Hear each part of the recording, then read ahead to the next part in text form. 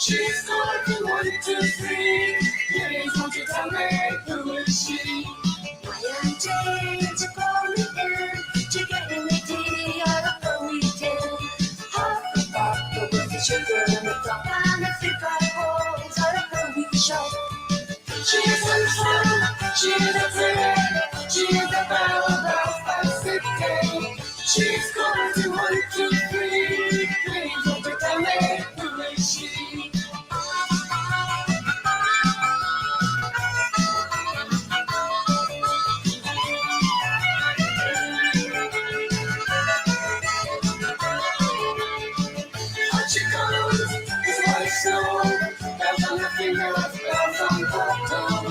She's going 1, 2, 3. Please won't you tell me who is she? She is handsome, she is pretty. She is the belle of Bedford City. She's going 1, 2, 3. Please won't you tell me who is she? Won't you tell me who?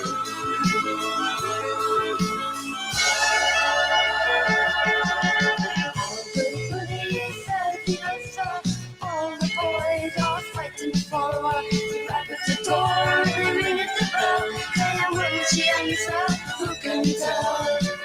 Out she comes, it's like snow. Girls on her finger, girls on her toes. She's golden, 1, 2, 3. Please won't you tell me who is she? Tell me now, when I get home, the boys won't please the girls alone. They pull my arm, they stay right home. The girls are wild till I get home. She's handsome, she is a pretty. She's the belle of my city. She's good, 1, 2, 3. Please won't you tell me who is she? She's handsome, she's a pretty. She's the belle of my city. She's good, 1, 2, 3. Please won't you tell me who is she?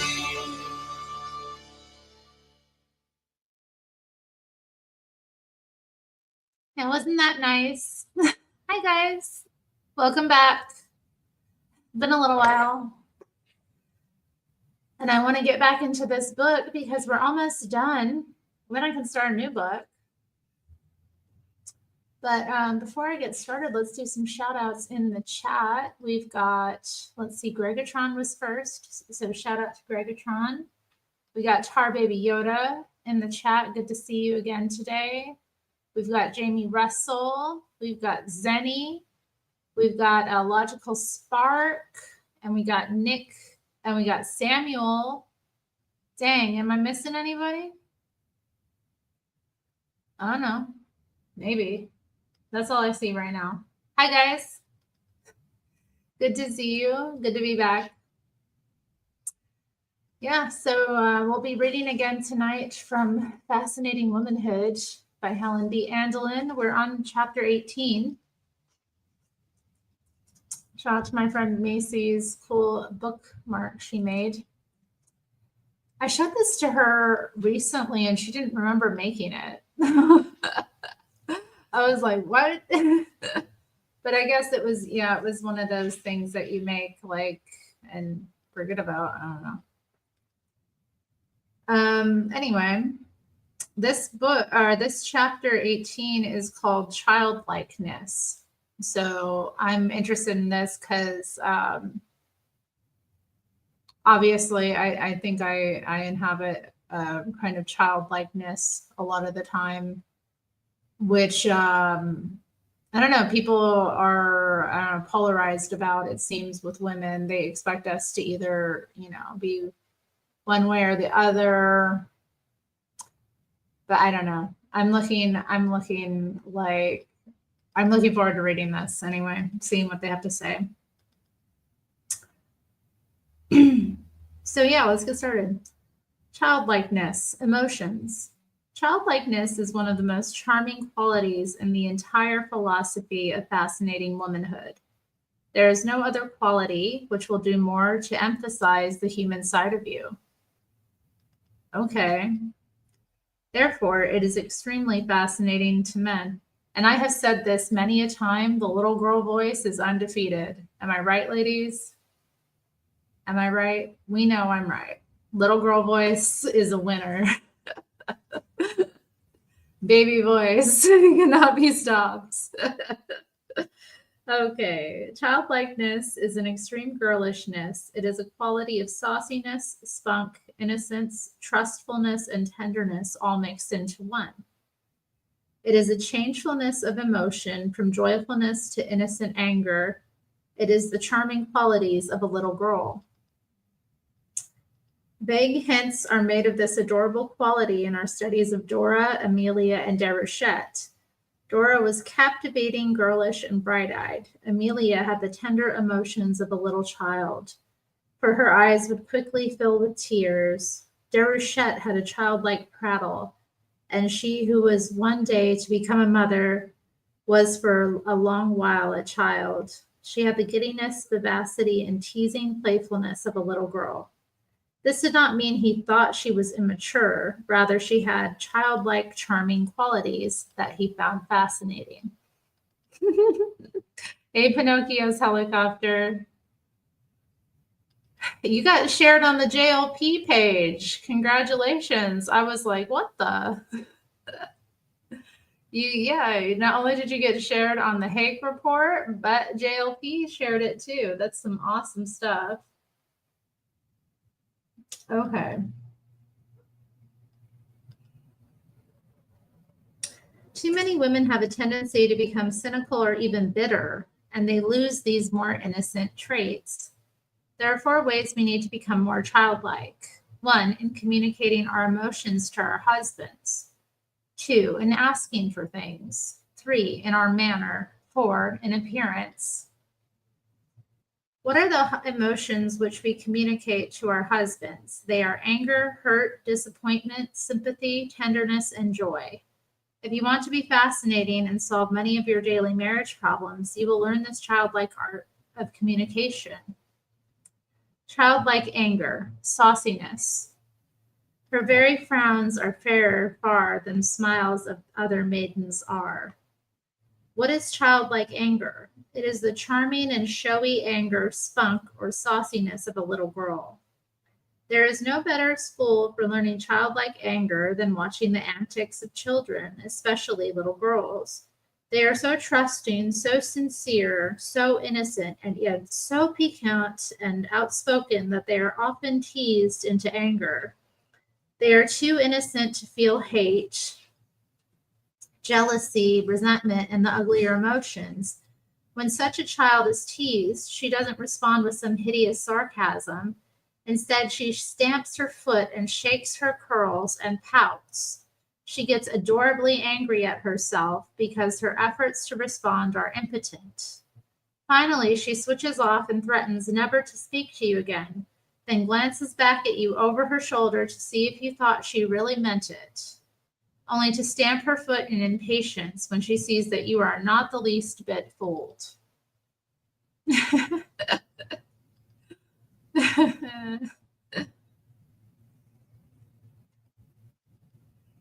One feels an irresistible longing to pick up such a child and hug it.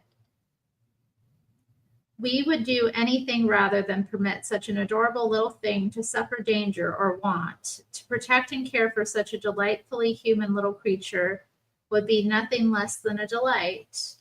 This is much the same feeling that a woman inspires in a man when she is adorably angry.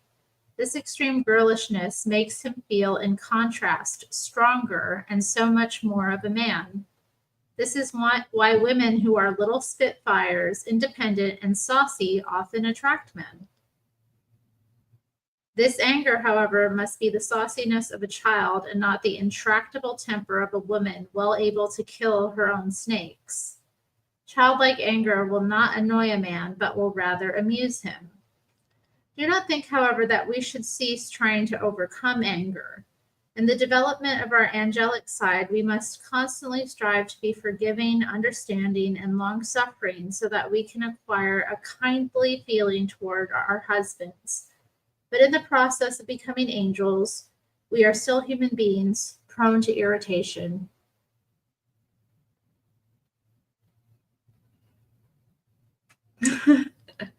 If annoyance is kindled, it is there, and what are we to do about it?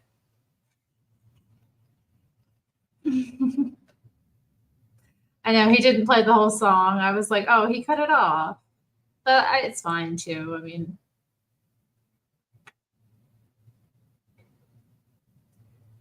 he played the Pinocchio's helicopter song. He doesn't play the dong, at least. Not that I'm aware of. Okay. But in the process of becoming angels, we are still human beings, prone to irritation. If annoyance is kindled, it is there. And what are we to do about it? Anger and hurt feelings. Anger is a very real feeling. It is an inner turmoil which feels like steam gathering in a teapot. If intense, it can become sickening, frustrating, and even painful. What do we do with this uncomfortable feeling within? There are 5 alternatives. 1, suppress it. We can, of course, make the mistake of suppressing our anger, but suppressed emotions can be seriously damaging, as we have learned in the chapter A Man's Pride. Oh, thank you, Lin Yan Chen. Shout out to Lin Yan Chen, who's just sent a super chat. Those who do suppress emotions tend to acquire a self-induced numbness, which dulls the sting of pain. But in dulling the pain, it also numbs our pleasurable sensations, like sunsets, laughter, and sexual feelings. We turn the fire off from under the teapot, but in doing so, we cause it to become cold. Okay, let's see the super chat. Canadian $10. Thank you, Lin Yan Chen. Merry Christmas, Terri Strange, my little brother in the body of a woman. May you poop in peace always. Spock, symbol, watermelon, and fried chicken. Thank you. That's nice. I know he finally has caught me live. Lin Yan in the building. I know, I'm doing well. Doing well for myself. Lin Yan Chen has arrived. A woman inside a woman's body, indeed. But he calls me his little brother. And that's fine if that's what he wishes to do.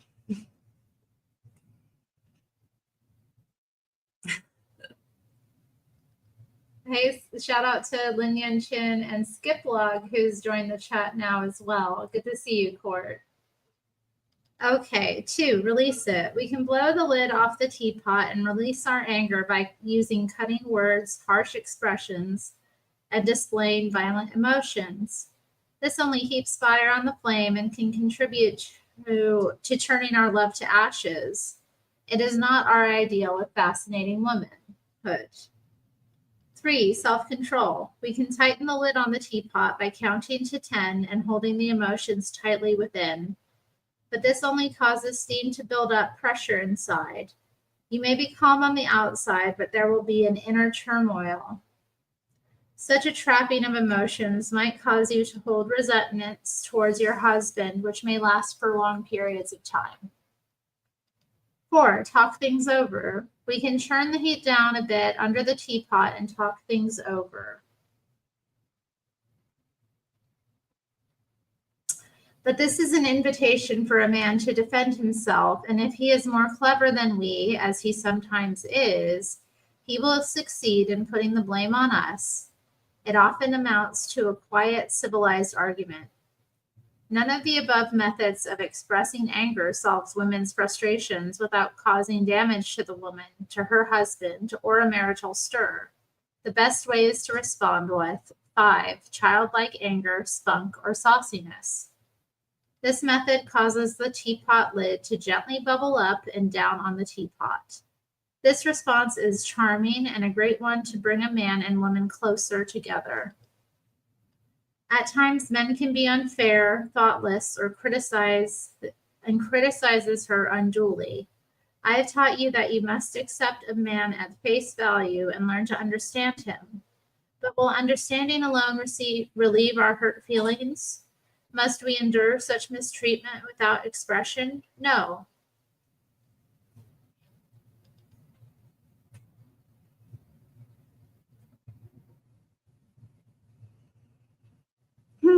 What a man wants.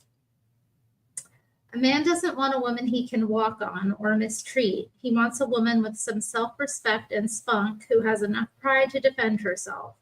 He would rather see the fire or spunk in her eyes than a resentful, sullen, frustrated, or crushed look.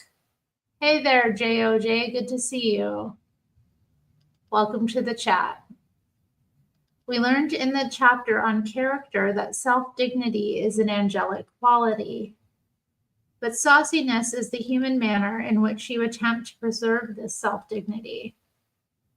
When you fail to respond to man's thoughtlessness, you lack both the angelic quality of self-dignity and the human girlishness of self-expression. I knew a girl who lacked such self-dignity. Her husband mistreated her constantly until she felt she was merely a doormat upon which he wiped his feet. I taught her the importance of this principle, which she applied very well. Later, her husband thanked me for helping his wife.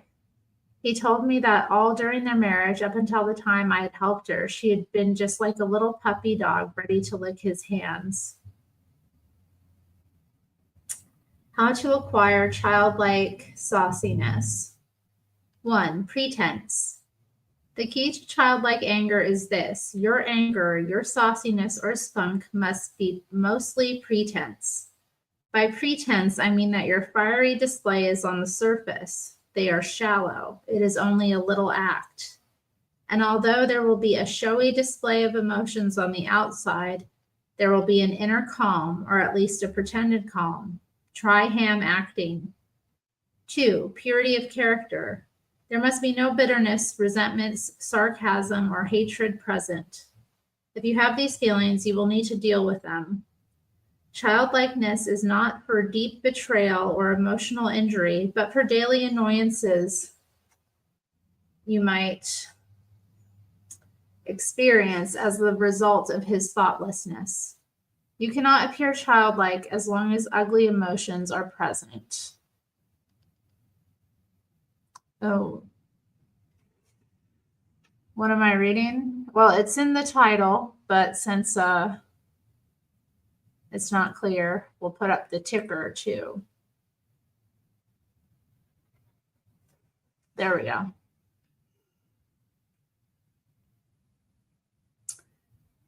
Three, acquire a list of adjectives which are fitting for the occasion of sauciness.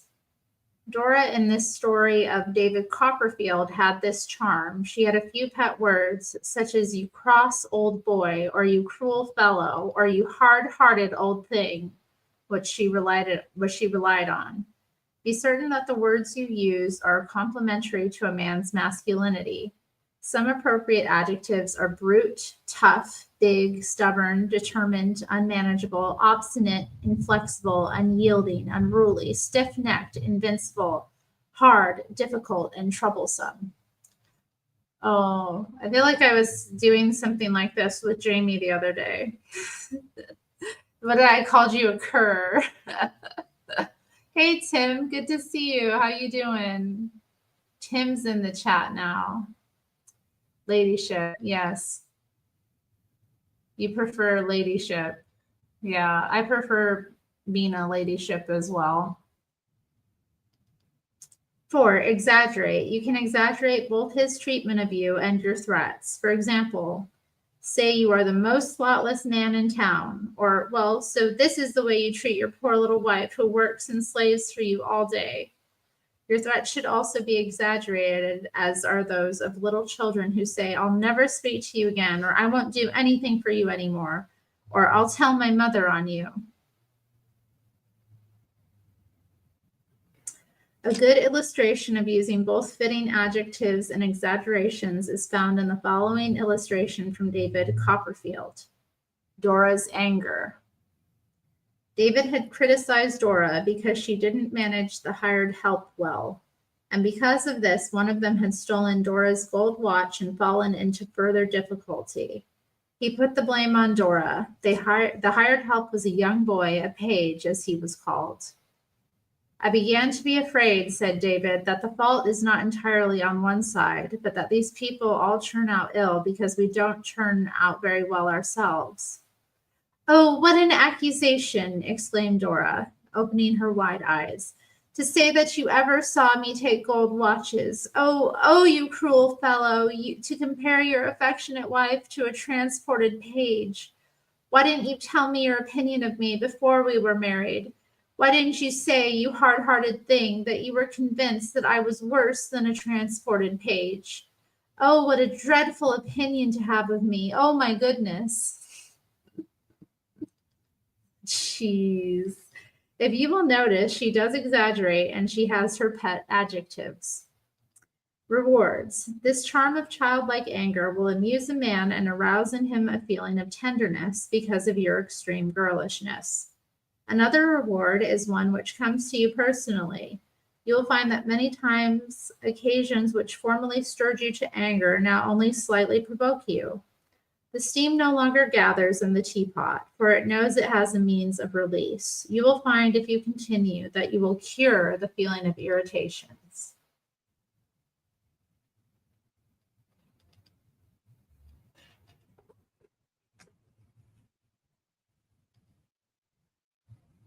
Oh, Tim's got another video coming out. You put out a lot of content, Tim, I have to say.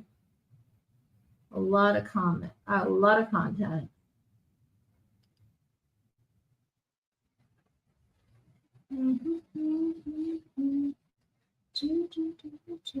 All right. There we go. We got some new wrenches in the chat. Try to swing them fairly, guys. Okay. Okay. When you have a right to be angry or saucy. It is only when you personally have been mistreated that you are justified in responding, as in the following situations. 1, when treated unfairly. 2, when ignored too far. 3, when insulted too far. 4, when criticized harshly and unjustly. 5, when imposed on unduly. 6, when neglected too far. It is only when you have been mistreated, however, that you have a right to be saucy. Purpose of sauciness. The purpose of sauciness is to give vent to unpleasant emotions. 2, to communicate your thoughts when you have been offended. 3, to be fascinating. You cannot use this as a means of manipulation of your husband. You must accept him at face value. It is only a means of preserving your human dignity, and it accomplishes that very well. You will no longer feel walked on when you respond in this manner. When you acquire sauciness, you will find, strangely, that you look forward to the times he offends you, so that you can practice this fascinating art. You will soon learn to feel as little girls do, with all outward signs of anger, but no inner turmoil. He may even tease you into anger because he enjoys watching you. Men do love to tick women off. You ever notice that? Men love teasing women, especially little girls. I remember I had I was such, a cute little girl. I remember male family members would just love to rile me up. They loved doing it. And it was because of how they wanted to see the little girl respond. Women love being teased. I hated it when I was little. Now it depends. It depends on how I feel about you.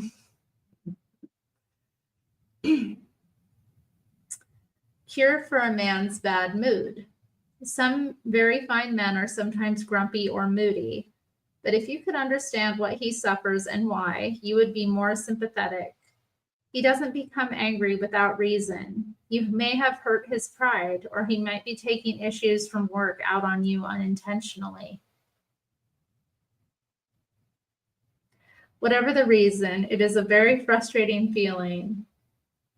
His feelings, too, are like steam in the teapot. He also has several choices to make. He can suppress his turmoil or control it, but this approach might make him sick inside and cause him to feel resentful towards you. He may know also that if he is harsh with you, you will feel crushed or frustrated. When he uses this approach, it makes him feel like a heel. What is he to do with his pent-up emotions? Knowing there is no acceptable means of release causes them to gather like steam in the teapot and build up pressure. But if you respond to his grouchiness with sauciness, he will not be afraid to come to you as a means of release. This very thought, this assurance that his release of tension will not be offensive to either of you, will usually cause his irritation to disappear very quickly. 2 women told me that when they become saucy, their husbands' tempers disappeared almost immediately. You should therefore compensate for his mistreatment of you by this charming response. You owe it to him as well as to yourself.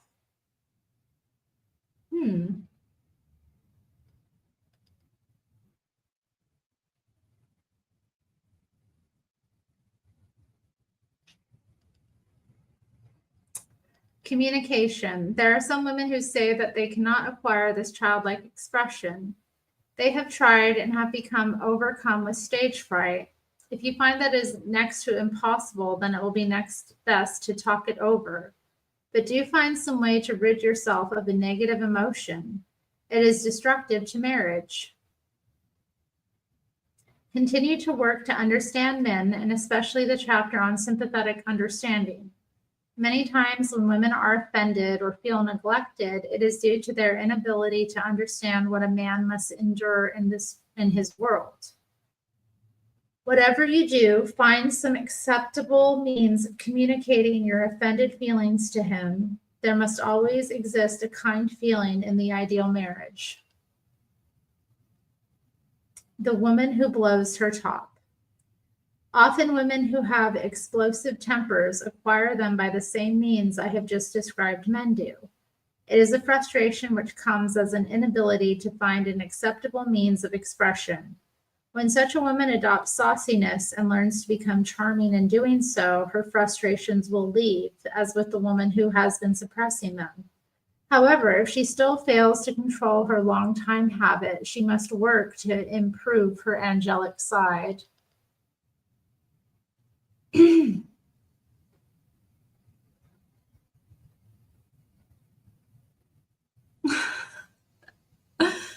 You all are funny. Helen, bewitched, bimbo, hypnosis, andelin. Whoa.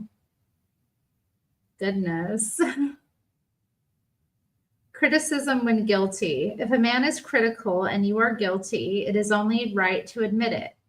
Thank him for reminding you that you made a mistake. But if his criticism is harsh or unfair, you need to protect your human dignity by defending yourself. There is a quality of spirit which some women have, which is charming.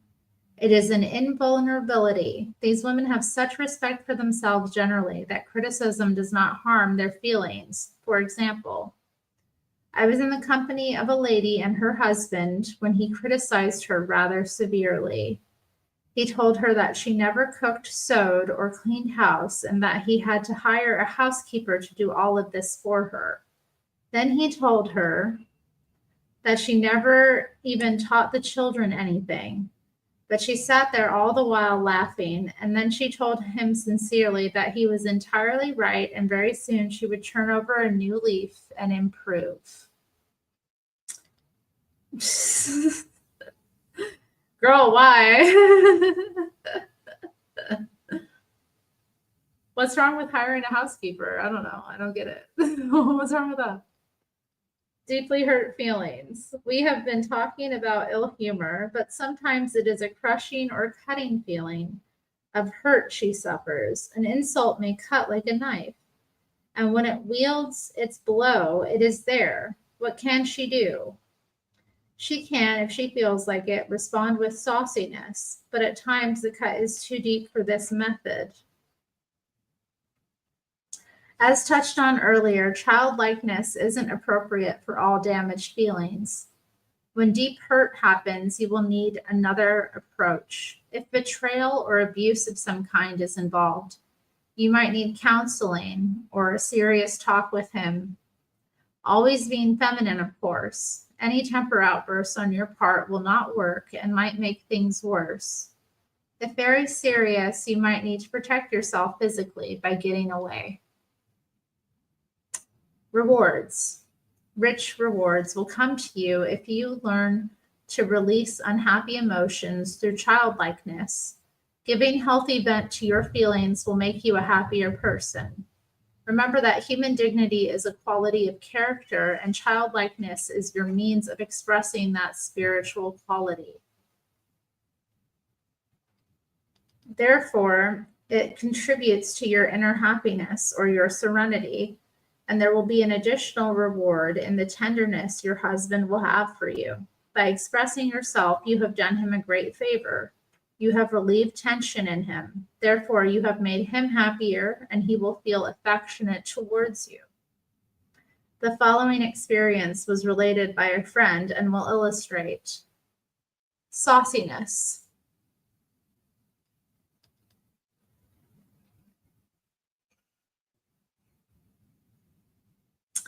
One evening, while visiting my sister, 2 of my friends dropped by to see me. It was very late. My husband had retired, and when I could see that the conversation would be a long one, I excused myself to see if my husband objected to my staying up late. When I walked into the bedroom, he was irritated and said, "Well, what's going on downstairs?" I felt his attitude to be very disagreeable, so I lifted my head high, straightened my shoulders, looked to the side, and said, "Well, I came up here out of kind consideration to see if you would object to my staying up late. But since you are going to be so hard-hearted and disagreeable, I will go downstairs and I won't come back until 2 a.m. Then I turned quickly and swished off, and just as I came to the door, I glanced back over my shoulder and I could see that he had risen up on his pillow, half smiling. Then I quickly turned my head back and went downstairs, and I did stay until 2 a.m. When I returned to the bedroom, I felt kindly towards my husband, for I had vented my feelings and knew that they were well received. But if I had not, I would have felt mistreated. The impressive part is that the following day we returned to our home, and while he was driving the car, he held my hand all the way home for 250 miles. And was especially kind and noticeably tender.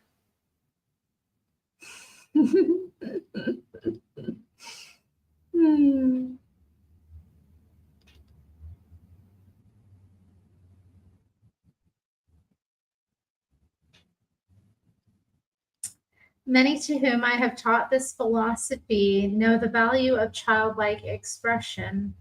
Not only is it a means to vent feelings, but it is amusing to men and clears the air for love to grow. Little children thus express themselves. This is the reason they carry no grudges. The following experiences may prove helpful in learning the art of childlike communication. The harsh critic. A young couple was invited out to dinner at the home of friends. Since he had to come directly from work, she went alone and was there when he arrived. When he saw her, he said, "Why didn't you fix your hair? It looks terrible." Then as she walked across the room, he commented, "I thought you were going to adjust the waistline of your dress. I wish you would take better care of your appearance." The poor girl was hurt. I know this man and can say that there is nothing wrong with him. He was just thoughtless. What could she have done? It was difficult in the presence of friends, but she could have responded in one of the 2 following ways. Sauciness. She could have opened her eyes wide, raised her chin, swished out of the room, slamming the door behind her, hoping that he would follow. But there must be no bitterness. When alone, she could have said as she turned her back to him, I don't feel like speaking to you.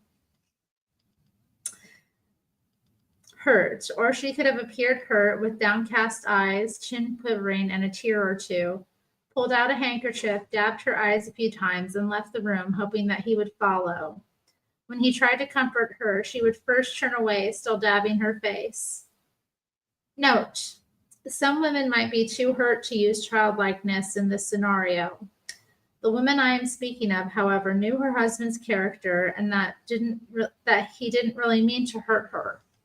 She was not so wounded by her husband's behavior that she couldn't have pulled off this possible solution with a great outcome.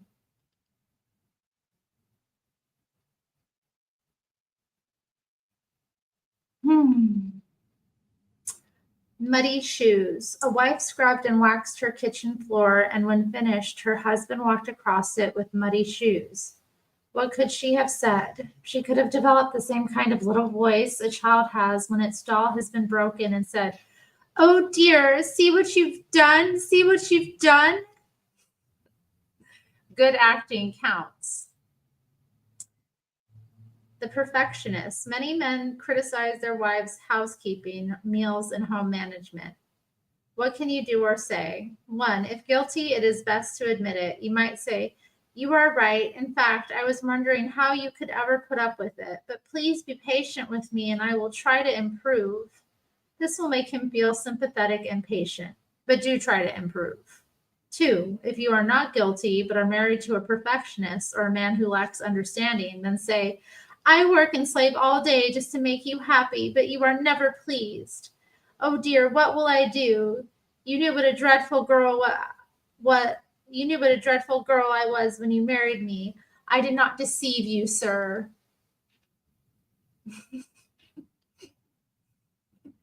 This is fun. Oh, shout out to Golden Rule TV in the chat. Hi.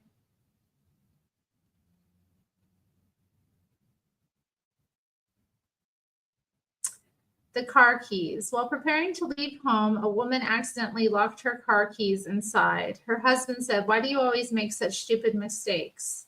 What could she have said? She could tremble at his harshness, as Amelia did, for Thackeray states that she trembles when anyone is harsh. Cast your eyes down to the ground and let your lips quiver. Or she could stamp her foot and say, "What an old Scrooge! My, what a perfectionist you are to think I should never make mistakes." Did you put the cat up there, Jamie? Yeah, you did, didn't you? Because it wasn't me, obviously.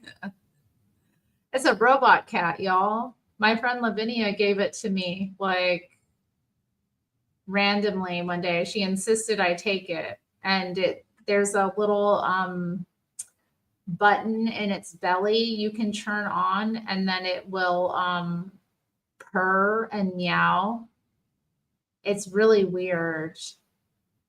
It like moves its head and ears and it meows. I guess it was made for people who can't have cats or something. Nero is kind of sketched out by it, but I mean, he kind of got used to it, but at first it sketched him out. And the first time I heard it meow, it was really weird. My friend Leah was over and she was inspecting it and she figured out how to turn it on. And yeah, she would always pet it when she came over. It'd be like one of the first things she would do. But anyway.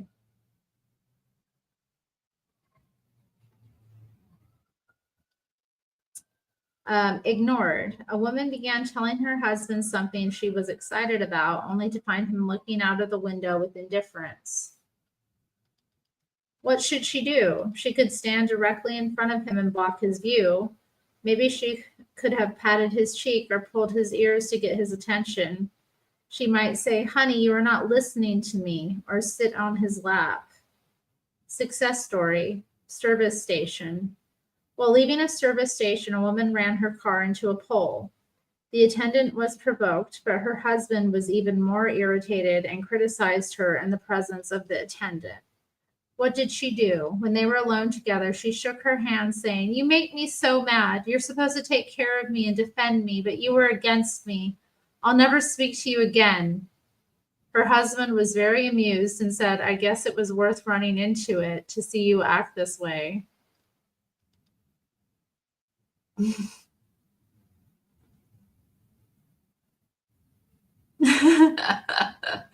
Oh, thanks for the super chat, Gregatron. Do you love white people? Do you love white people? Yes, I do.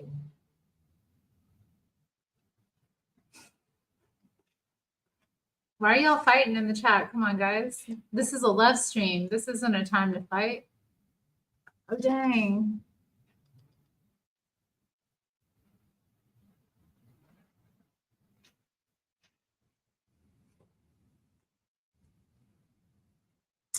The tease. Success story. When entertaining friends, the man of the house brought out some old pictures of his wife to show the guests. She did not have a particular liking for the pictures. She said they were unflattering of her and resented his showing them. She tried to rescue them, but since he was bigger and stronger, she failed. Then he picked her up, carried her into the bedroom, and locked her in. His purpose was to tease. What did she do? She pounded on the door and made exaggerated threats. She threatened never to speak to him again, told him she wouldn't cook him any breakfast in the morning, and then said, "I'll tell your mother on you. I'll go to town and spend all your money." The husband, of course, was amused. The children of this family were standing nearby and were laughing to see their parents quarrel in this manner. They told many of their friends about the charming way that their parents squabble.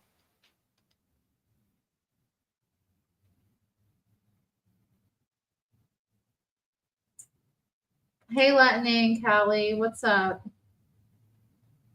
Hey, Jado, J-O-J in the chat. Did I forget anyone? I said hi to Zenny, I know, and Skip Vlog. Y'all, good to see y'all. Remember, the only purpose of childlike sauciness is 1, to give vent to irritating emotions, 2, to be charming, 3, to communicate your disturbed, unhappy thoughts. You cannot use it as means of reforming a man or insisting upon proper treatment. Your purpose is to use feminine influence to inspire him to be more thoughtful. You command proper respect and treatment through the power of fascinating womanhood.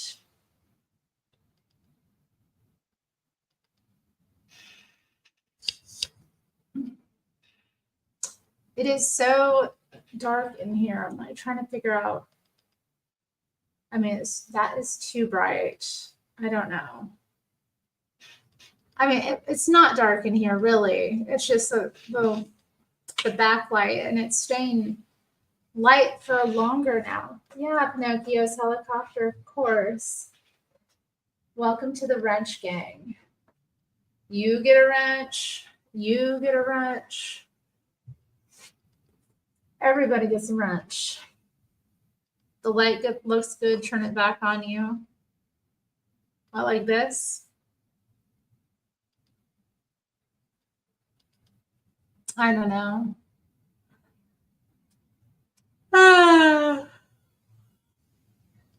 It's a lovely space I have. Yeah, it is.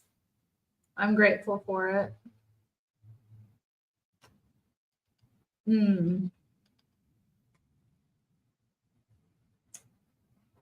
Your purpose is to use feminine influence to inspire him to be more thoughtful. You command proper respect and treatment through the power of fascinating womanhood. Caution. Your sauciness must be mostly pretense. 2, there must be an absence of hate, bitterness, and resentment. 3, use exaggerations. 4, use adjectives which are complementary to his masculinity. Be certain that your anger does not take the form of a woman wielding the rolling pin instead of the innocence of a child. Severe mistreatment. The mistreatments which I have used in these illustrations are rather mild and are usually due to a man's thoughtlessness or impatience. There are far more serious ways that men sometimes mistreat women. Some hit their wives, some rule like tyrants, are abusive and unfaithful. When men's mistreatments are severe, childlike sauciness is not the answer. The entire philosophy of fascinating womanhood must be applied to melt a normally tender heart. There is no excuse for brutish behavior in men.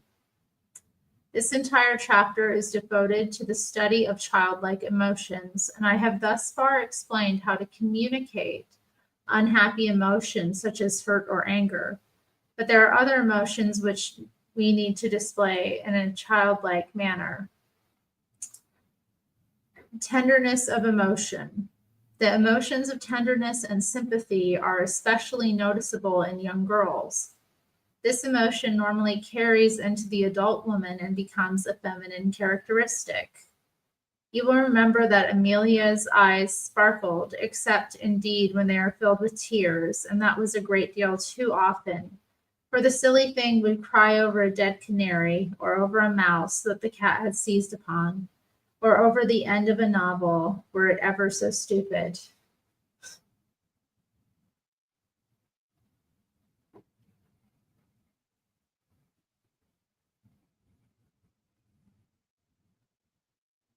This tender emotion should never be suppressed in the adult woman, for it is charming. Have you ever felt almost to the point of tears during a movie and then consciously tried to suppress the feeling because of embarrassment? Women sometimes lose this charming quality because they try deliberately to suppress it. Changefulness of emotions. I have seen little girls run into the house with tears streaming down their little faces. Then, at their mother's kiss or comforting reward, see them burst into a smile while the tears were not yet dry. They do not stay sad for long. They never hold grudges, nor are they sullen for long. If you will watch children, especially little girls, when they hear an exciting story, you will see just such a sudden change of emotion. Notice how absorbed they are in the details and even develop into quite a stage of excitement about what happens next. They may sympathize heartily with the characters involved, be horrified and delighted by turns, and act as though they can hardly wait to see if everything turns out all right.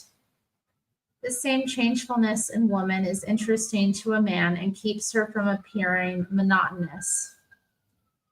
Man, the sirens are out today. I can't with it.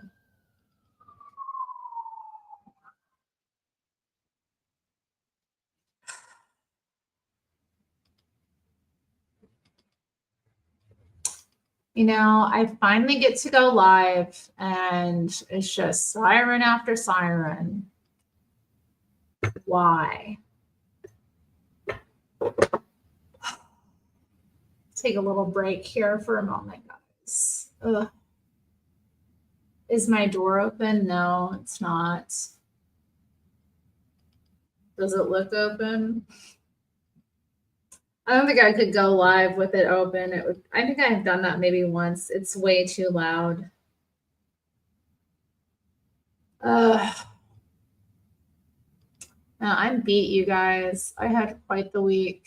I had a work conference. I had to go out to the suburbs and it was beautiful, guys. It was so beautiful.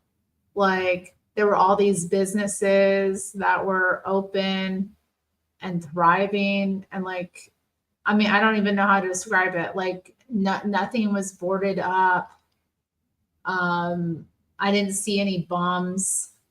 No, like nobody was pushing any shopping carts or like shooting up. I didn't see any human waste.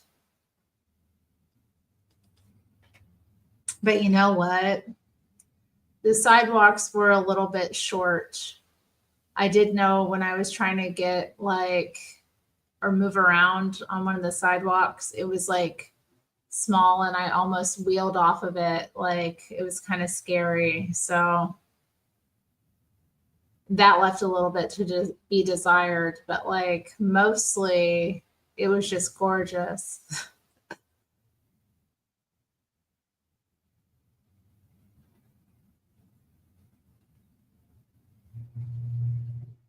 Hmm. I don't know. I think the closest place that did smoothies like that is has closed, unfortunately. I used to go there sometimes like in the summer and get a smoothie, Latinx. I don't know though. I don't really like to drink smoothies like that because they're just, I'm not playing Coon Train Boogie again, guys. I played it twice on my last stream. Come on. No. Hake deprived us of enjoying it together. Take it up with Hake. Well, no, it was a real treat. Man, I've been seeing too much human waste lately. Like, you know what I mean? I think I can think of like 2 times in the past month that I ran into human waste. That ain't right. That's not right. Okay.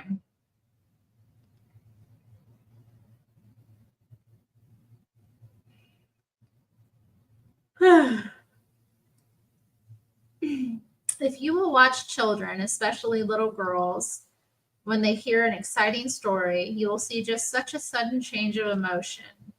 Notice how absorbed they are in the details and even develop into quite a stage of excitement about what happens next. They may sympathize heartily with the characters involved, be horrified and delighted by turns, and act as though they can hardly wait to see if everything turns out all right. This same changefulness in woman is interesting to a man and keeps her from appearing monotonous.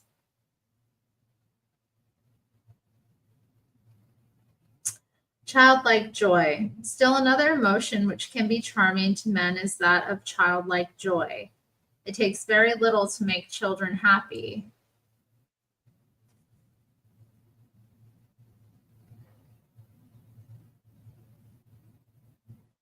And when they are, they show it with pleasant outbursts. I have a little girl who jumps up and down and claps her hands at the slightest hint of a pleasant surprise.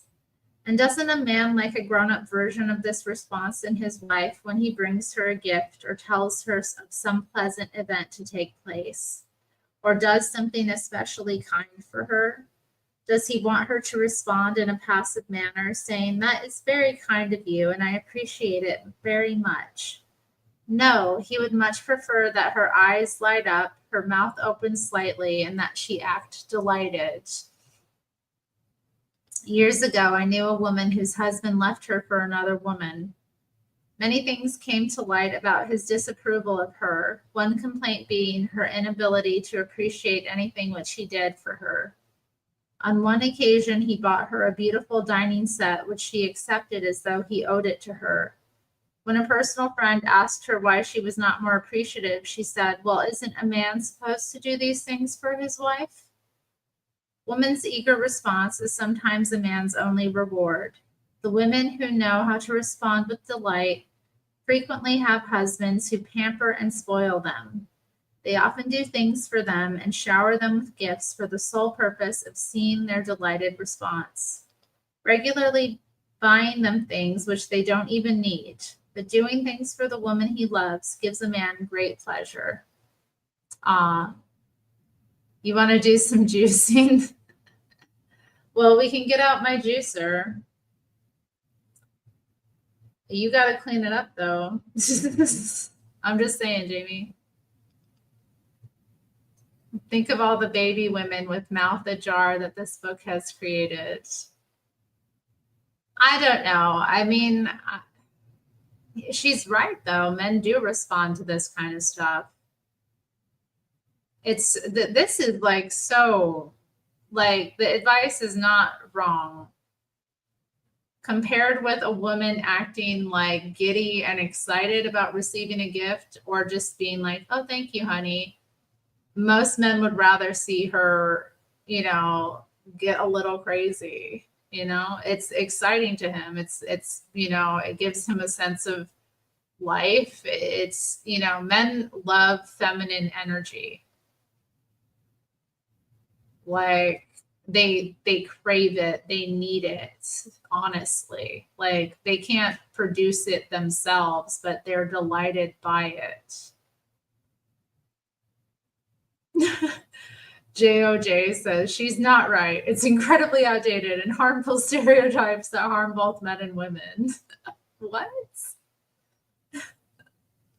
How does this harm men or women to like I don't know. I think we're more harmed when we like don't do these things. But when her hubby hears JLP, all bets are off. I don't know. I mean, I guess that depends on the nature of their marriage, you know. You can't set up a marriage of years and have things being done one way and then try to change things on someone out of nowhere, like drastically, and expect that they're just gonna like be happy about that.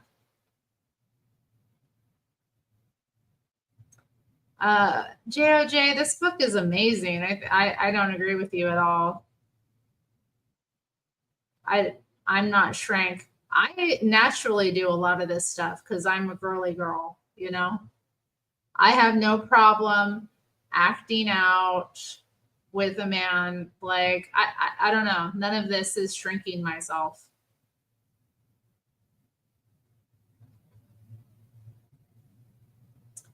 How is it shrinking oneself to let a man be a man and do manly things? How is it shrinking oneself to not make yourself, you know, try to fit into his world and role?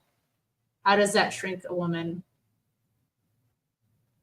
I mean, we live in a free world. If women want to go do all that stuff, they can. But don't expect that you're going to have like a perfect marriage, because there will be issues because men and women are different. They respond differently.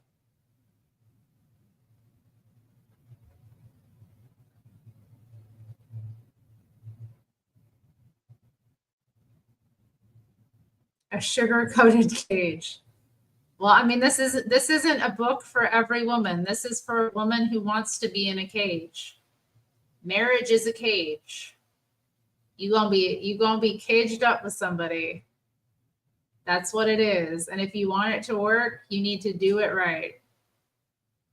And you need to learn how to like deal with somebody that's different than you. But I mean, like I said, we live in a free world. You don't have to be married. You don't have to interact with men if you don't want to. Or men don't have to interact with women if they don't want to, you know?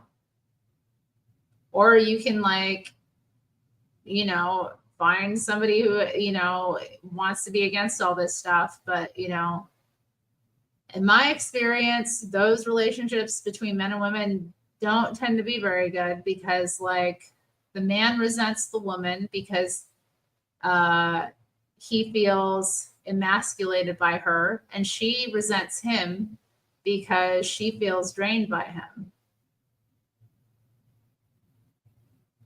Well, I've read much older books than this on the channel that are like, I don't know. I've read much older books that have like more radical views than this. Like, and by radical, I mean like in the opposite direction. So I don't know.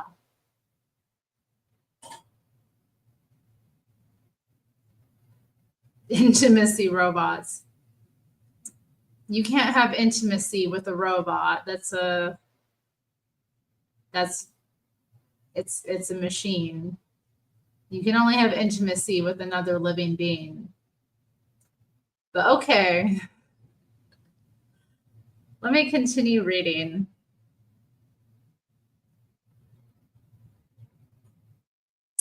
How to receive a gift. You gonna get this, C-Cell. You got this. Knowing how to receive a gift from a man is an essential art of femininity. The correct way to receive is either with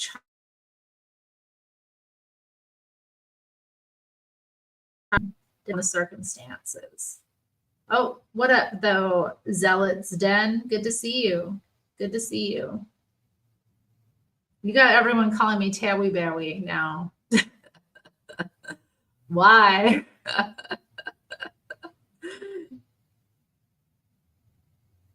The quality of the gift itself is not important. It is only the act itself or the thoughtfulness in giving that a woman needs to recognize and appreciate. The wrong way. A very real problem arises when a man gives a woman a gift she does not like. Because of this, she may make the mistake of returning it, exchanging it, not using it, or even criticizing it. This can be overcome by appreciation of the act of giving rather than the material object. The gift is of no lasting importance. The man is. The object given will one day be dust, but your response will live on in his memory. Therefore, it is only his thoughtfulness that need be appreciated. Aw. What if he doesn't give you anything? Straight to jail, that's what. It is important to understand that it is sometimes a common male characteristic to be negligent about gift giving. Some men don't have any idea of what to buy. If you drop a hint, they are apt to forget. Men don't tend to get hints well, and they hope that somehow you will understand their problem and overlook it and not interpret it as a lack of love. It is best to try to understand your own husband's attitude about gift buying, and if it is difficult for him, remember the fact and overlook it. He will probably be greatly relieved and will be more apt to buy something for you impulsively. Who knows? He might even change in time. We have come to the end of the section of childlikeness, which has to do with communicating your emotions to a man. However, there are 3 other qualities of childlikeness which are important if we are to become Angela human.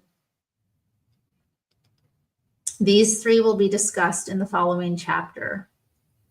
Rewards. Although childlikeness may be difficult for some women to apply, it is an important part of fascinating womanhood, for it helps us handle human frailties, our own and our husbands'. Sometimes little irritations, which are really molehills, can grow to be mountains in size. Childlikeness will chop the molehills down and turn what could have been pain into pleasure, as in the following examples. When I tried a saucy response to my husband's thoughtlessness, he said, "That was so cute, let's do it again." I had my doubts about applying childlikeness, for I didn't think I could do it. Then one time when I was offended, I just stuck out my lower lip just slightly, and my husband said, "You look so cute when you do that." And we both forgot what we were upset about. My husband came home about dinner time, and although I had a lovely dinner ready, I had purposely not finished making the gravy yet, for I wanted it to be hot. He said thoughtlessly, "You have been home all day. The least you could do is have dinner ready." I was extremely aggravated, but withheld my feelings and said with sauciness, "You big, mean brute. I'm never going to cook another dinner for you as long as you live." Then he said, "Well, I guess that's your privilege." I gave him another saucy look over my shoulder and continued with the gravy. But before I was finished, he came up behind me and hugged me. In times past, I would have sulked and not said anything, and he would have left the house and stayed away the rest of the evening.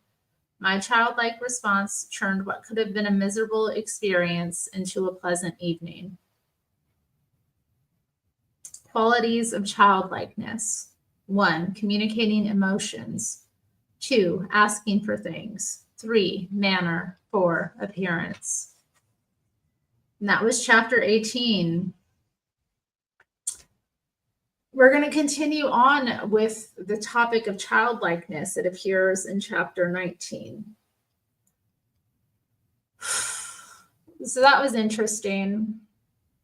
I'm thinking about it. I'm like, yeah, I kind of naturally just do this. Yeah. Yeah, guys. Yeah. They're talking about silicone S-word dolls and S-word robots. I don't know, man. I don't know. It ain't right. It ain't right. Reminds me of that like movie. There was this dystopian movie. What was it called? THX 1183 or something like that. Somebody in the chat might know. But God, yeah, who was in that too? I think Shelley Duvall was in it, and what's his name? THX. Is it 1183? I don't know. Hey, Mr. Mad, good to see you. Well, anyway, I remember there's this one scene where he's like watching this like fat black woman dancing on a screen, like naked, and then there was this device he was hooked up to that was basically like, you know, pleasuring him and basically collecting his seed. And I guess that's where they were making babies from, because nobody was having the S word in this, you know, future world. But his wife was amazing, and she like stopped taking the drugs, you know, and then she convinces him to stop taking the drugs, and they start to have like real emotions, and they actually really fall in love with each other. It's like crazy film. But anyway, chapter 19. How to ask for things, manner and appearance. Note, when this book was first written, many women still did not work outside the home and were relatively dependent, some totally dependent on their husbands for financial support. This chapter is particularly reflective of this part of our history and how different many things are now. The truth is, in marriage, there are many times we still need to get along and agree on potential purchases, especially the expensive ones. There are still timeless principles here.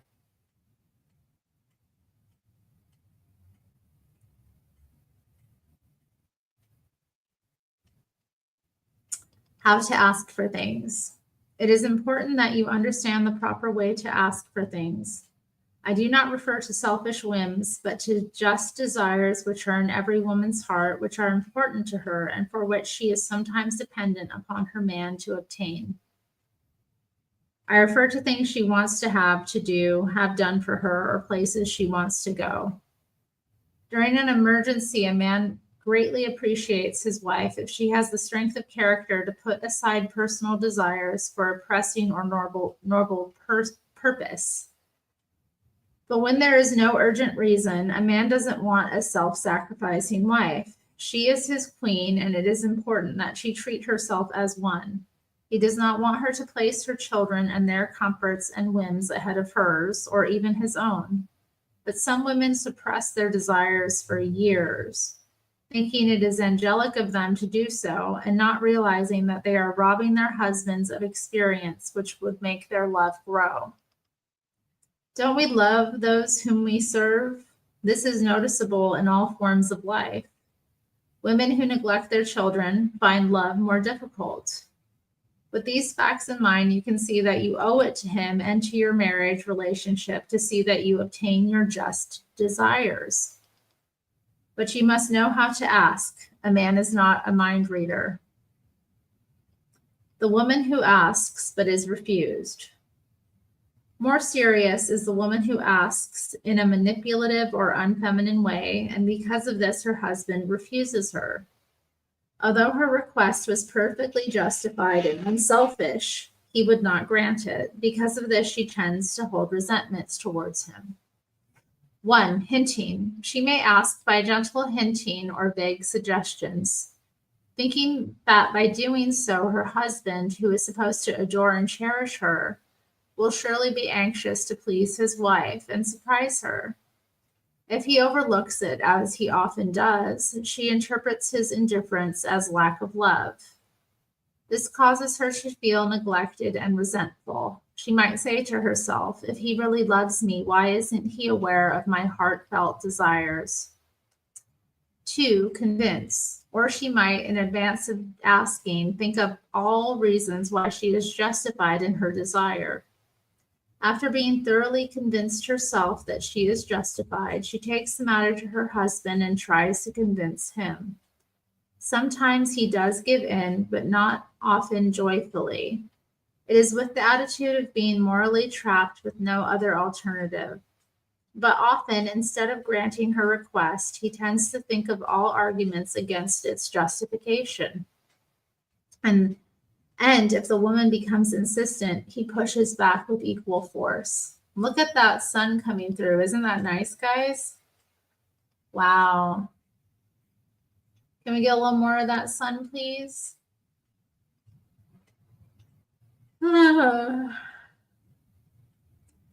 3, demand. Because of the failure of the 2 above approaches, some women become frustrated, overstep their bounds, and demand their desires. Why these approaches fail to be effective. 1, demands. This approach doesn't work for women and is naturally offensive to the man. He may give in time and again, but not with good feeling. 2, hinting. This fails because men are often too preoccupied with their own problems to even notice our hints. Men think differently than we do. The right way to ask.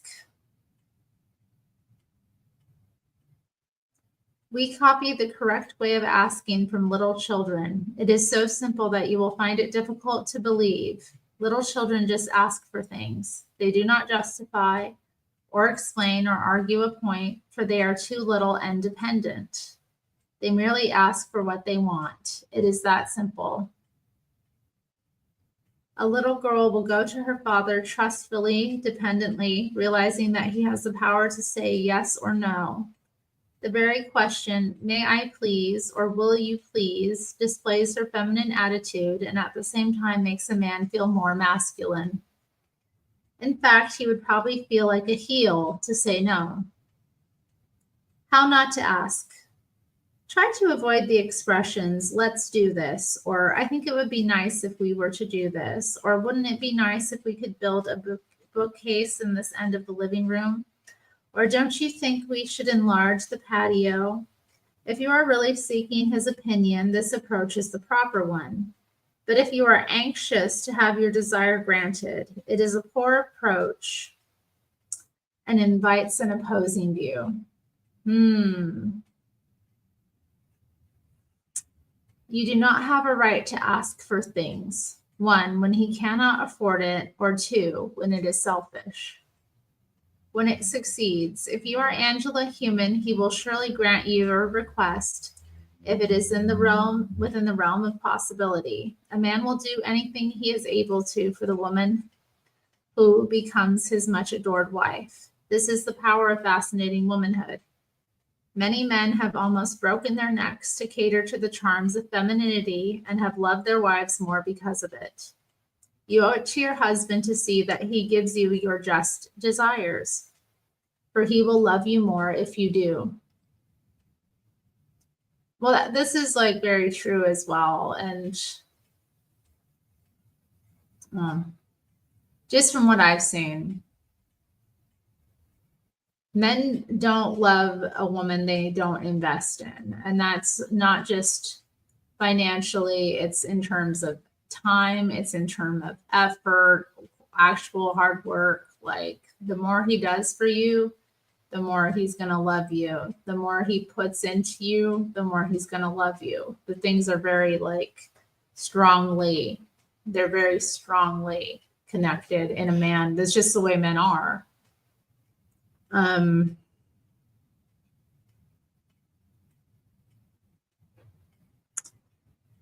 In addition, your husband will be charmed by your request. It makes him feel manly to be placed in the position of granting. Your girlishness will fascinate him and arouse tenderness. The following experience will illustrate. Success story. After having been taught this philosophy, a woman had the following to tell. My husband has been the kind of man who has always said no to everything I have ever requested. I remembered an old promise which he had made to me voluntarily and which he had carelessly never kept. I had never felt right about it, and it was something which I still wanted with almost a burning desire. I went to him trustfully and in a childlike manner. I reminded him of the old promise, but I assured him that I recognized his right to say yes or no. Then I said, all that I have in life, I am completely dependent upon you for, and this desire I cannot have without your consent. Will you please consider granting it now? Aw. He acquired a most pleasant look on his face and laid his pen down, for he had been writing. He motioned for me to come over and sit on his knee. Then he affectionately kissed me and said, do you know how you make me feel? I feel like I am a big judge and that you are some poor young thing who has come to plead her case. Then he said fondly, anything that you want in life, you can have. When a woman has such an effective method of obtaining her heart's desire as girlish femininity, she is rather foolish to use any other means. Still another way to ask, expecting things. There is another method of asking for things, and although it is not childlike, it is often clever and purposeful. It is an attitude of expecting, but it must be done in the right way. An illustration of this is Abraham Lincoln's stepmother, Sarah. Abraham Lincoln's real mother, Nancy Hanks, lived with her family for years in a little log cabin with a dirt floor. She was a meek little lady, and her husband, Tom Lincoln, was negligent and lazy. He never got around to building a wooden floor for her. After she died, Tom Lincoln married Sarah. She was a very fine person, but very different from Nancy. When Tom brought her home to the log cabin, she brought with her several wagon loads of fine furniture and home furnishings. She took one look at the dirt floor and said, oh my goodness, Tom, I couldn't think of bringing all of my nice things in here on this dirt floor. I will just leave them in the wagons and you can build me a wooden floor tomorrow. And Tom Lincoln did build her a wooden floor the very next day. It was disheartening to think that poor Nancy lived all those years on a dirt floor just because she did not know how to use the psychology of femininity. I mean, yeah, that's true too. You kind of get what you accept in life, you know. That's another thing. Like, Nancy was willing to live in that circumstance, you know. Sarah was like, no, no, right off the bat. Nancy endured something that was intolerable.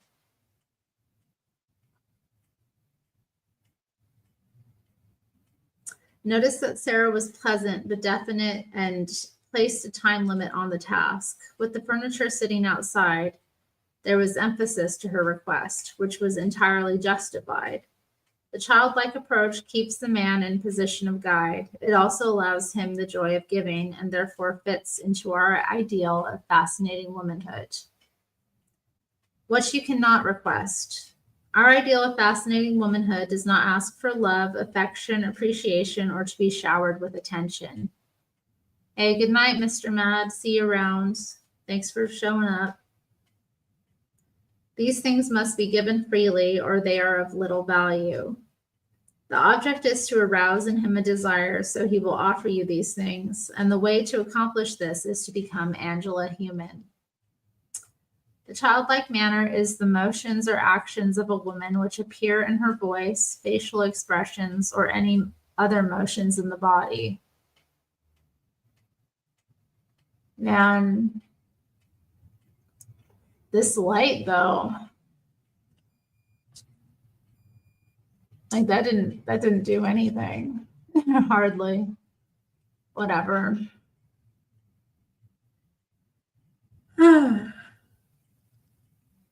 Dora had a charming childlike manner. Her delightful little voice and her dear little ways were not only feminine, but childlike. At times she would shake her curls and point her finger at her little dog as little girls do. Her attitude was childlike, her mannerisms were childlike, and her actions those of a little girl. David describes her childlike manner in his following observation. By and by she made tea for us, which it was so pretty to see her do, as if she was busying herself with a set of dolls' things, that I was not particular about the quality of the beverage. This manner of childlikeness we copy again from studying little girls. If you will watch a child play house, you will observe many things of real interest. She does not hurry through her chores just to get them over with, as grown women do. She plays house for the sheer joy of it. She sweeps, cooks, or tends her baby because she wants to. You cannot copy a childlike manner if you do not enjoy thoroughly what you are doing.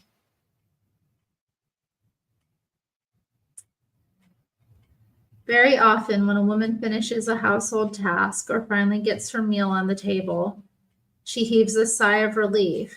This is just the opposite of the manner in which Dora serves the tea or the way a little girl delights in playing house. The delight a woman displays when she hangs up some new curtains or makes her child a new dress or cooks a favorite recipe or cleans out her cupboards or even polishes her floors demonstrates the inborn domestic nature found in the tiny little girl, and so often sadly missing in the adult woman. Girlish trust. Your respect for man as leader, your trust in his ability to take care of you, your general attitude and trustfulness towards him all demonstrate your childlike trust. This attitude you display in your manner and in the tone of your voice and in the words which you speak to him. And it is this quality of childlikeness that makes him feel, in contrast, bigger, more capable, manlier. Display of emotions. Although we have already discussed emotions extensively, it is important to realize that it is through a childlike manner, voice, expressions, etc., that we display these childlike emotions. Teasing playfulness. In Victor Hugo's admiring description of Déruchette, he mentions that she had the teasing playfulness of a child. Yet so often when we think of teasing, we are reminded of a trait which is rather obnoxious in children, for it can sometimes be an annoyance to adults. Yet the teasing playfulness in woman can be an amusing charm to her man. Why do little children tease? They do it to drive away the seriousness from each other. Children at heart are playful. To them, the whole world should be fun. They hate seriousness. Teasing, which may arouse the fury of adults, is better to them than the dead, droll seriousness of some occasions. The motive behind a woman's teasing can be very much the same. A woman teases to drive away a man's seriousness. When Dora sensed that David Copperfield was going to be overly serious with her, she put her little dog's nose up to his and said, "Bo," to drive away his seriousness. And the little minister, the heroine Babby, knew the charming art of teasing men. The little minister was very serious at times, and since Babby had a few little ways which provoked him and which he thought needed improving, he would at times lecture to her in all seriousness, but she had a way of changing the subject, for in her playful manner, she would make him stand back to back with her to see which of them was the taller. This so amused him that he was unable to proceed with his correction of her. Teasing playfulness is a means of responding when a man is cross, critical, or disagreeable. If it is severe, it may stir a woman to frustration, and she will have to express herself with childlike sauciness or spunk. But if it is a rather mild criticism or crossness, which often accompany a man's hard day, it is easier to lighten his disagreeable attitude by teasing playfulness. We should not like our life to become gloomy unnecessarily. Life should be lighthearted and playful when possible, and it is up to the woman to keep it so. Notice that both Dora and Babby teased by trying to change the subject. In this manner, they drove away the man's seriousness or crossness. If a man has something important to say of a serious nature, it is best to let him proceed. But if you can detect an unnecessary serious attitude, you can break the spell of gloom by teasing playfulness. Teasing playfulness in women, however, does not mean playing pranks. This trait is an immature aspect of childhood. It is never fitting for a woman and is extremely unfeminine. Dang. Outspokenness. Perhaps one of the best methods of displaying a childlike manner is in being outspoken. This again we copy. I'm sorry, I just thought of something funny. Oh man. This again we copy from little girls and not from unrestrained adults. I do not wish to imply that we have unbridled tongues or to speak too frankly with little concern for the feelings of others, a fault noticeable in some adults. This childlike manner I refer to is one of being direct in conversation and not evasive. Oh, shout out to Chris. He says, hey guys, hey, night guys, night. Are you sleepy, Chris? I guess it is almost 10 o'clock over there. Dang. Yeah, you get you to bed. Don't forget to do, to moisturize.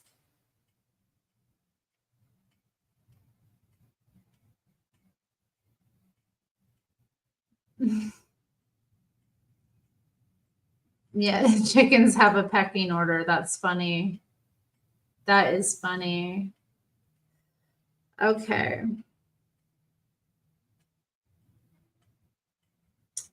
For example, if you ask a little girl if she would like to go with you to visit Mrs. Grumby down the street, and the child does not really want to go, she will say, I don't want to. She will not hunt for excuses or ask to put it off until another time. She is honest and direct. This is the response a man appreciates from his wife. If your husband is shopping with you for new furniture and is suggesting that you buy something you completely dislike, it is not necessary to explain your objections. Be honest and outspoken and say, honey, I just don't think I want this one. This comment will not only relieve the situation, but will be appreciated and less likely to insult his tastes than would an elaboration of the details of your dislikes. Most men want to please their wives, want them to have things they like, and will appreciate outspoken expressions of your desires. Childlike appearance. The fourth and last quality of childlikeness is that of appearance. I mean by this especially your clothes and to some extent your grooming. You certainly need not have a childlike appearance all of the time, but some of it adds a dash of variety to your appearance that is refreshing. It is important to avoid a matronly appearance at all times.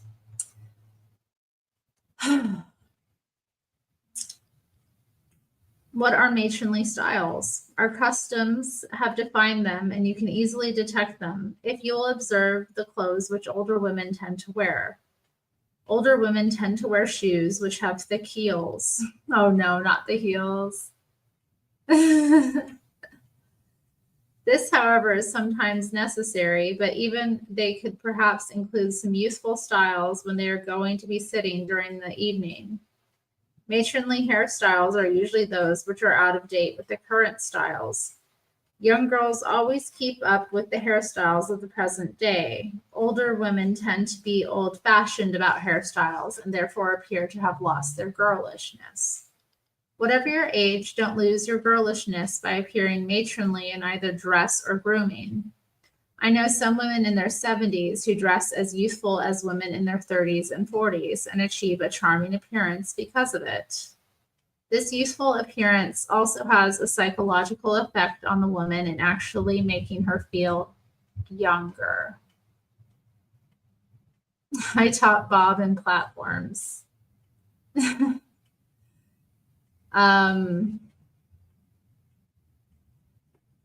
What's a high top bob? I do like a good bob on a lady. Like, The way they have to cut it is like rounded at the bottoms. I don't know. I like it. Are you talking about someone in particular?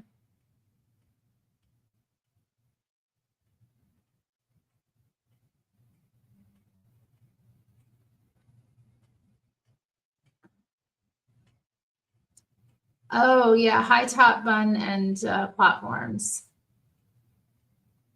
Was this the lady that I was liking her style? I was digging her outfit. I don't remember, Jamie. Maybe if we were in person, I would understand better. I don't know.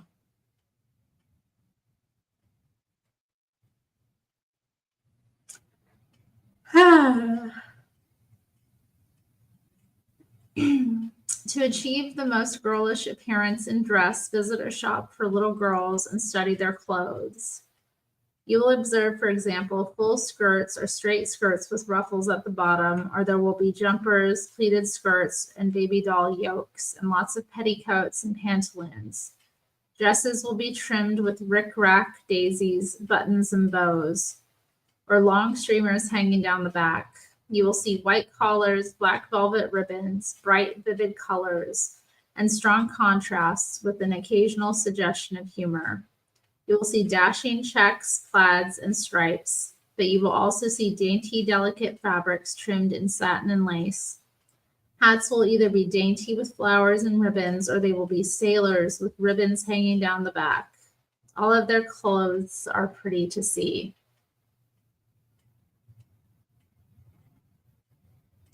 Another place to look for childlike clothes is in the children's section of the pattern books. Many of these styles are repeated in the women's sizes. You will have many ideas for an adult version if you study what little children wear. If you think it a bit ridiculous for grown women to wear these things, try them in your own home and let your husband be the judge. He might not like them to be worn in public, but he will love them at home and for informal occasions. Although high-heeled shoes are feminine, they do not suggest childlikeness. Therefore, for some variety, add some childlike shoes to your wardrobe, such as black flats, which either look like ballet shoes or have a strap across the instep, or any of the other styles which are designed from little girl shoes. Typical is the flat baby doll shoe. The most girlish hairstyles, as I have mentioned, are usually those which are most current. For around the home, you can adopt an extreme girlish hairstyle if you look well in it, such as long flowing hair, ponytails, short with bangs and face curls. Ribbons and flowers add girlishness to hairstyles, as do barrettes and bands. In leaving the charming qualities of childlikeness, let me remind you that it wasn't long ago that you were a little girl and that all of these things came naturally to you. You can recapture this manner, these emotions, and this appearance and make them a part of you.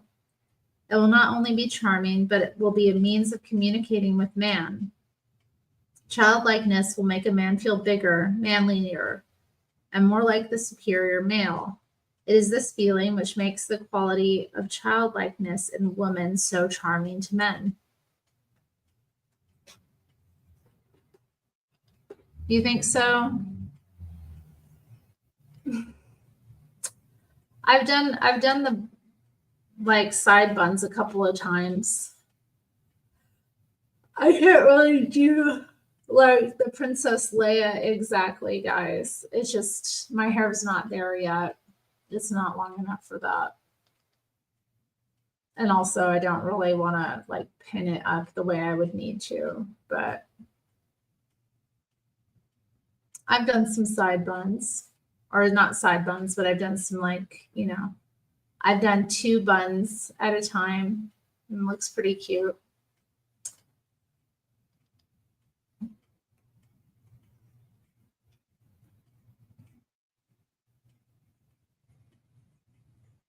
You like my bun pigtails? Okay. I'll remember that, Jamie.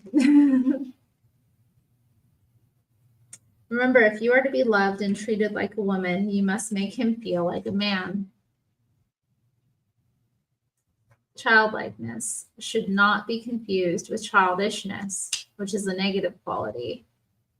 To be childish is to display the faults of children, whereas childlikeness is to display their virtues. A childish woman will appear immature and self-centered. She may blame others for her circumstances, may fret when she does not get her way, and will expect unreasonable things from her associates. When we were children, we felt that our parents could accomplish anything because they were our parents. To project this unrealistic thought into adult life, however, is to expect too much of our associates. It is not a childlike trust, but rather a childish expectation. Childishness is not attractive and may even be offensive. All right. Can I do this? There's one more chapter, and I really want to push through, but I don't think I have it in me, guys.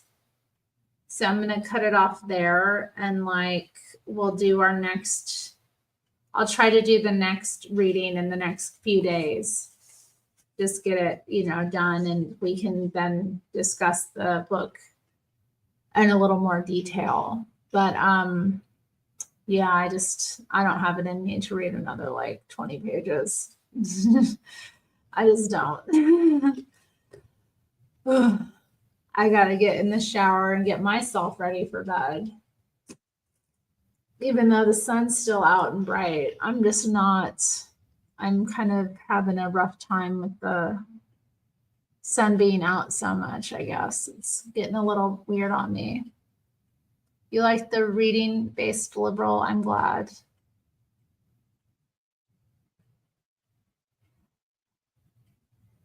Well, what do y'all think? Was it a good reading today? Did y'all enjoy it?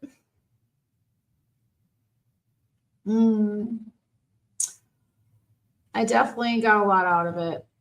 I like that at the end they made a distinction between childlikeness and childishness. Quite a different thing. Quite a different thing.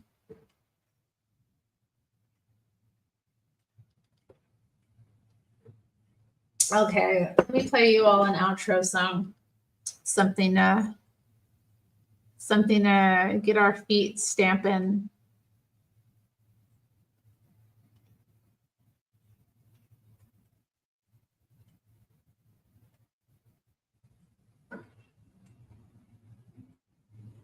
Oof.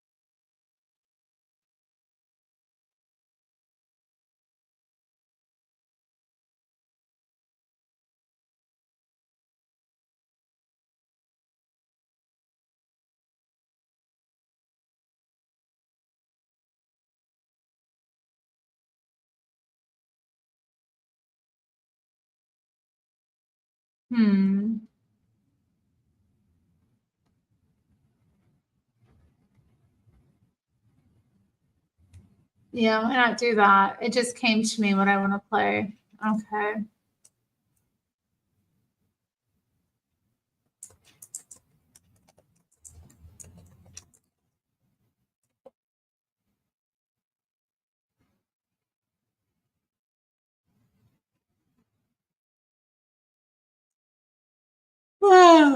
Okay. Man.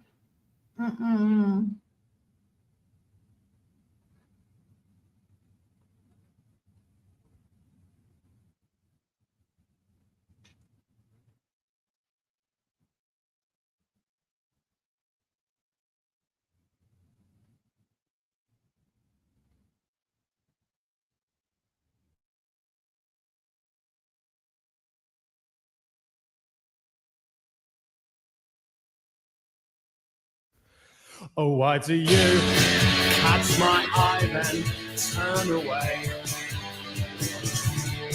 I thought we said all the things we had to say. Sean said he saw you holding hands with your new friend. How does it feel to know you just won again? Don't give me that, 'cause the worst thing. Everyone thinks he looks daft, but you can have your dream.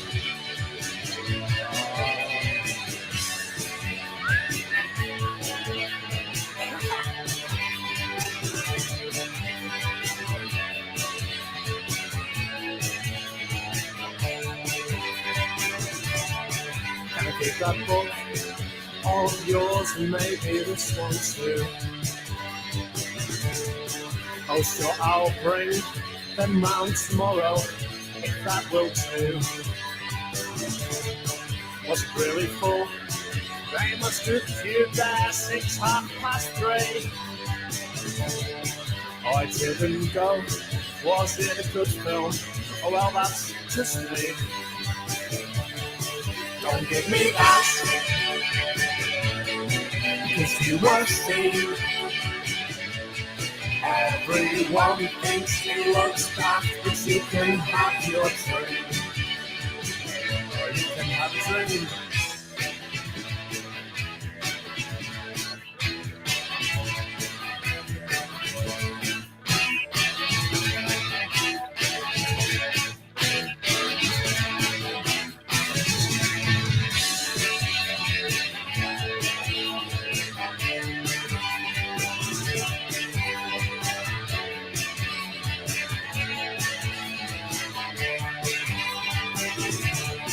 Guess who I saw by your old house just the other day?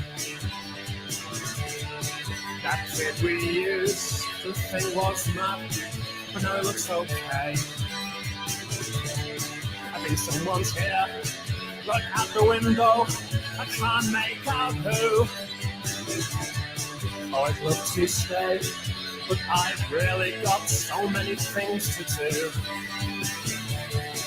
Don't give me that, 'cause you were seen. Everyone thinks he looks daft, but you can have your dream. Don't give me that, 'cause you were seen. Everyone thinks he looks daft, but you can have your dream.